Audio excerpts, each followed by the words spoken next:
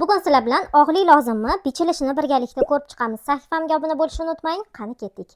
Matoyimizni qanday holatda buklab olamiz? Birinchi bitta o'zini holatida buklab olamiz. Ana undan keyin kromkasini, ya'ni mana bu kromkasini buklangan tarafiga qaratib yana bir marta buklab olishimiz kerak bo'ladi. Endi qizlarjonlar, mana shu buklab olgan masofamiz bizga to'g'ri keladimi, yo'qmi, shuni hisobini chiqarib olamiz. Ya'ni boksa aylanasi bizda 114 sm, uni to'rtga bo'lingan holati 28,5 sm bo'ladi.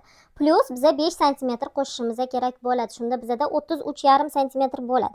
Demak, 33,5 sm mana shu joyga kelar ekan. Bu tarafi bizda o'sha og'i hisoblanadi. Og'ini chizib olsak yetadi.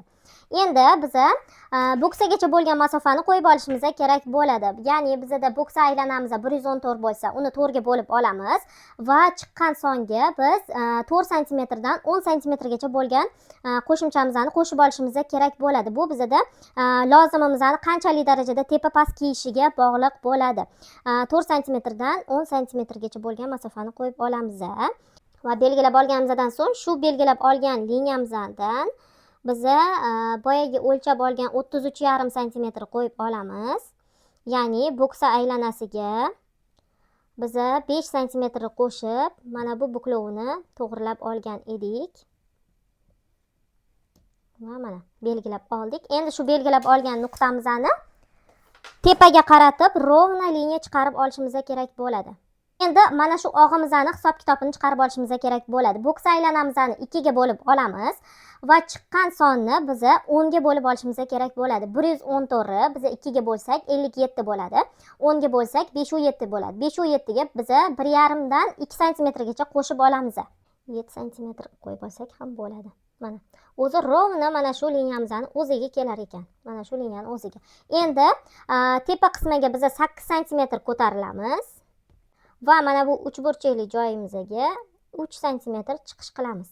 Ana o'shanda bizda mana bu 8 bilan mana bu 3 tutashadi va mana bu 7 ga qarab kirib o'tib ketadi.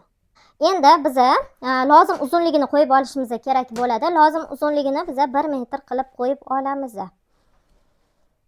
Mana 1 metr qilib qo'yib olamiz va shu liniyadan biza to'g'ri liniya chiqarib olishimiz kerak bo'ladi. Mana chiqarib oldik. Endi biza pocha kengligini qo'yib olishimiz kerak bo'ladi. 20 sm qilib qo'yib olamiz. Bu o'zingizlarni, klientingizlarni xohishingizga ko'ra pocha kengligini qo'yib olasizlar qizlarjonlar. Ana endi og'imiz bilan mana shu pocha kengligini tutashtirib olishimiz kerak bo'ladi. Mana chizib oldik. Va mana shuni o'rtasini o'lchab, mana shu liniyani o'rtasini o'lchab 3-4 sm ichkariga kiramiz. Figurniy liniyka yordamida tutashtirib olamiz. Mana chizib tayyor qilib oldik. Mana qizlarjonlar kesib oldik. Endi mana shu etak qismidan chiqqan matoyimizni mana bu tarafiga qo'yib olishimiz kerak bo'ladi. Uning uchun biz mana bu buklov tarafini hozir kesib olamiz. Mana kesib oldik. Ana endi mana shu tekis tarafini mana bu yetmay qolgan tarafiga ulab qo'yishimiz kerak bo'ladi. Ulab olib, ana undan keyin orqa tarafidagi mana bu og'iga to'g'rilab olamiz. Mana qizlarjonlar, bitta tarafini, o'sha uloqli tarafini biz tikib overlock qilib oldik. Va albatta kromka tarafini ham chiqarib tashab, keyin tikishinglar kerak bo'ladi. Demak, mana bu og'i tarafini mana shuni ustiga qaratib, mana bu nasechka bergan joyimizni belgilab qo'yib olishimiz kerak bo'ladi. Tekis qilib buklab olamiz. Mana tekis qilib buklab oldik. Ana endi mana shu joydagi ortiqchalarini kesib olamiz. Mana qizlarjonlar, ikkita tarafini ham bir-biriga moslab, tekislab oldik. Endi mana bu uloqmas tarafini birga tikib olamiz va mana bu uloq tarafini ham birga tikib olamiz. Ana undan keyin qolgan taraflarini tikib olsak bo'ladi.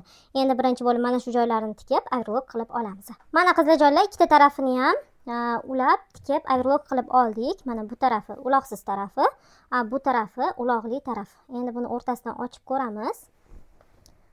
Mana ochib ko'rganimizda mana shu orqa tarafiga bizda uloq tushadi va mana bu oyoq tarafini endi tikib olsak va qolgan taraflarini, obработкаларni o'zingizlar bilasizlar. Mana shu tarafini, oyog'ini, oq qismlarini bir-biriga qo'yib, bu taraf oyog'ini va bu taraf oyog'ini tikib olasizlar. Va oldi tarafidan bu uncha bilinmaydi qizlarjonlar. Mana buni yaxshilab dazmollab olsak ichkari tarafidan mana shu holatda kelib chiqadi bizada og'li lozimimiz. Qizlarjonlar, sizlarga bugungi darsimiz tushunarli bo'ldi degan umiddaman. Keyingi videolarni o'tkazib yubormaslik uchun sahifamga obuna bo'ling va bu videoni eng yaqin tikuvchi dugonangizga yuborib qo'ying.